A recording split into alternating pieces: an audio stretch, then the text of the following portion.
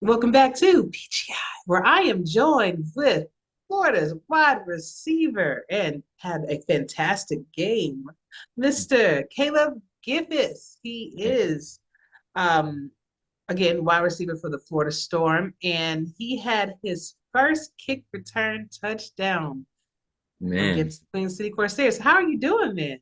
I'm doing amazing. Feeling really good after playing week three just yesterday. Feels really good to start off with a 3-0. Florida has been telling me that it's the first time they've seen that in a very, very long time. So I'm very honored to be a part of it for sure. Awesome. So take us back to that moment where you had your kick return touchdown. Like, what was going through your mind? What were you doing at that Well, previously, Art Vandelay had returned one as well, and watching him return that, I was just like, oh, like he subbed in for me and he got to return one. Like, oh my God, that's so awesome! And then, a couple of drives later, I see myself returning one, and I'm like, wait a minute, that's not Art returning kicks, that's me. And then I see myself go down the sideline, and I'm like, oh my God, I can't believe it, I'm scoring! Look at that. But it was a blast. It was honestly probably one of the best things I've seen in the SFL so far. It was awesome. Fantastic. And we wanted to give you that experience, to be able to see yourself actually making these plays. So that's important. Right. You alluded to this earlier with the three wins and Hmm. notable wins Right. from winning off from Queen City to the win off Baltimore. Hmm. And then the win from We I just missed played yesterday. We just played Atlanta Atlanta. in That's right. division. That's Hmm. right. Big Oh division boy. win. So with and these are teams that were champions at one point, you know. Right. Um, Absolutely. So how does it feel to kind of seemingly turn the curve um, for this Florida team? Because for a minute, couple seasons, it was just a little different than what we're used to. So how does it feel? Right. Yeah, I mean, last year as a minor, I mean, I watched Baltimore just play amazing football all season long. And, finding out that we were playing them to start off the SFL season, I was a little worried. I had a little bit of worries. I was like, okay, we're playing the defending champs. All right, well, it's a little scary, but being able to go into the game and pull out a win, it was just a really good team victory. And I feel that Florida actually has a little spark going through them this season, and everybody's going to be excited to see it. Indeed, indeed. Well, I do wish you all the best the rest of the season, and looking forward to seeing what you guys do on the field later on. Okay, That'll be fun. awesome. You have a good one. Yeah, you as well. All right, Cam, Polly, back to you.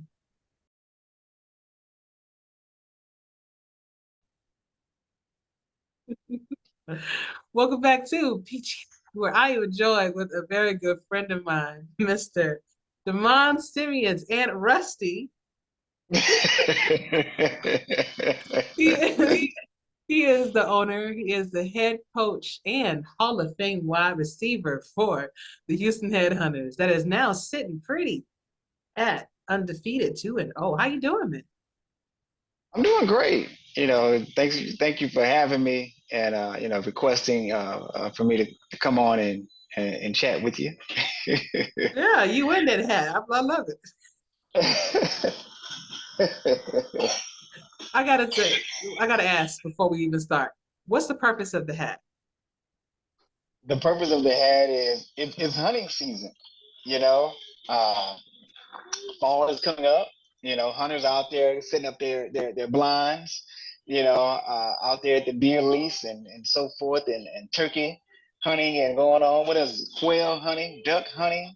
And then there's head hunters in the SFL who's doing a little bit of hunting. So we're looking forward to stacking our trophy room. With trophies each and every week. So that's the purpose for the hat. It's Okay. hunting season. Here in the SFL, we racked up 2 trophies. Put it up looking nice on the mantle. With the trophy of the Sioux Falls Sparrows. So we got a sparrow head up there, and we just collected Ramblers. I guess you can say the piston inside the engine, or hell, we threw the whole engine up there if we can. So. I can't. You're nuts, man. I got a question for you, man. Got a question. Um, so you're sitting pretty at 2-0 right now. And as owner and head coach, how do you feel and how do you deal with hearing analysts and content creators seemingly counting Houston out before the season even started? It's a little frustrating, to be honest with you.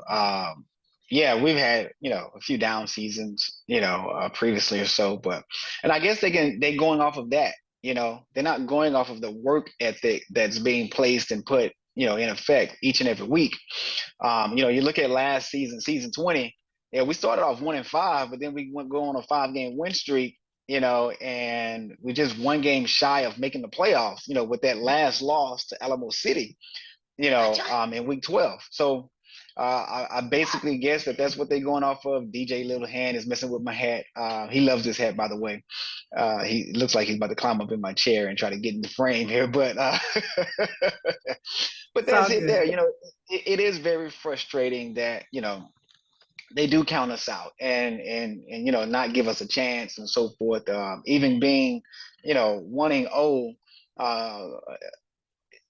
After week 2, we had a bye week in week 2. So, and I'm seeing some of the rankings where basically Tyler Falk's ranking, and he has us ranked at 16, and I have teams that are 1-1 above us. It just me personally, I go off the math of it. And he basically said that rankings is not math. Well, you have your opinion on that, sir, but I truly feel that a 1-0 team deserves to be ranked higher than a team that's 1-1.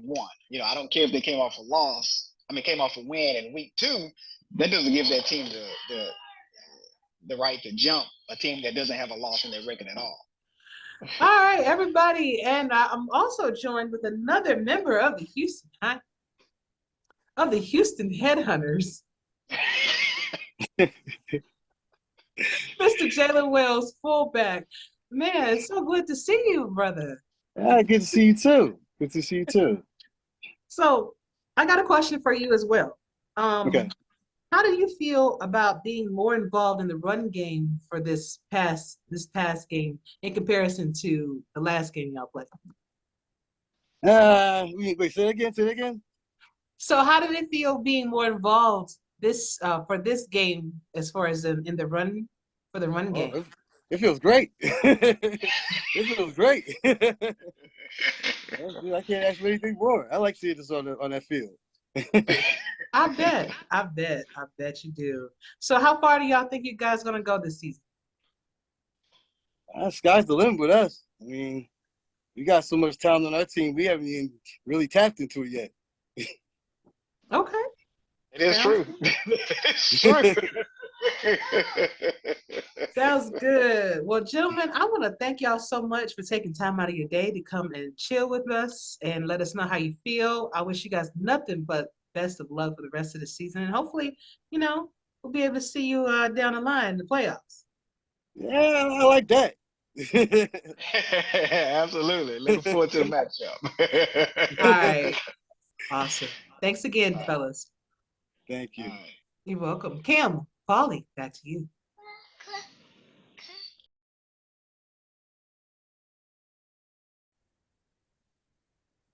All right, and we are back with PGI.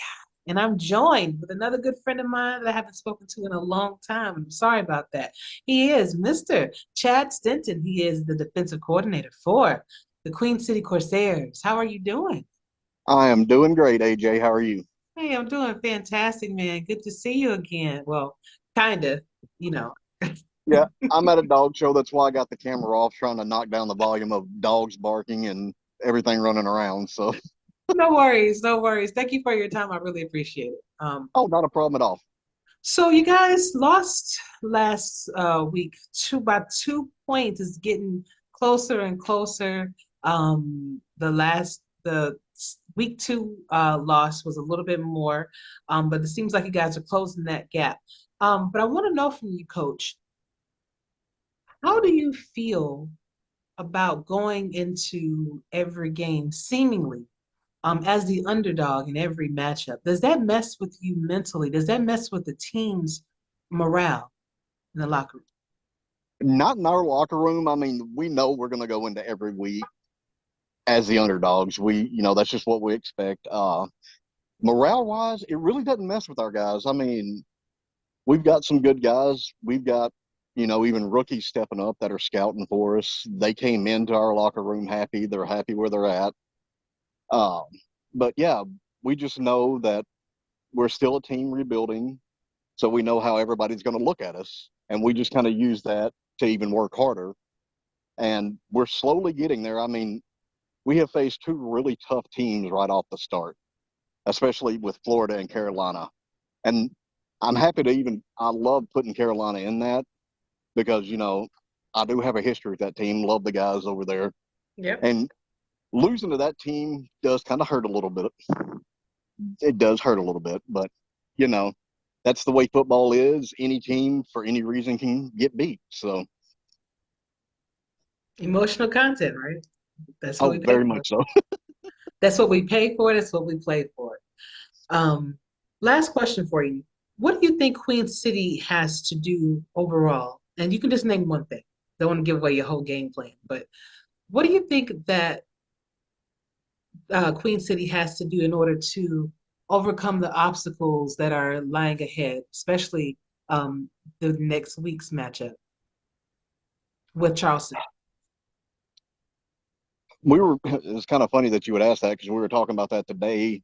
Our run game has been kind of low, and that's nothing against Tom. It's just, it's finding that balance that we need. Myself and Tom and the rest of the staff have talked about that. It's just getting that balance there. On the defensive side, we have got to cut down on pass interference calls because that really killed us the last week. That one pass interference call we had. But I mean, on the defensive side, I know it looks bad because with Carolina having 200 yards rushing, but if you really go back and look at it, that's combined over a few different people doing that. It's not just one person literally ran 200 yards on us. Okay. So, and it's the same with Bullet Bolesky. We held him to a low yardage where he put up, 300 rushing yards on Baltimore. And then we faced him, and he didn't even come close to putting up the same number of yards. But it's just kind of a combination of things we still got to work on. Absolutely. Absolutely. I have faith in you guys. I want to see you do good. I want to see you guys make it to the playoffs. I definitely believe in you, and I know you do. I know you believe in them too. But I wish you the best of luck for the rest of the season, and can't wait to see what you guys do out there. Oh, it's going to be a fun season, and every time with the new game, every time you mess with it, you figure something else out and you learn something new every time. So it's just a learning curve this year. Absolutely. Keep learning, keep growing, Coach. Talk to you soon. You too, AJ. Take care. You too. Cam, Bye bye. Polly, back to you.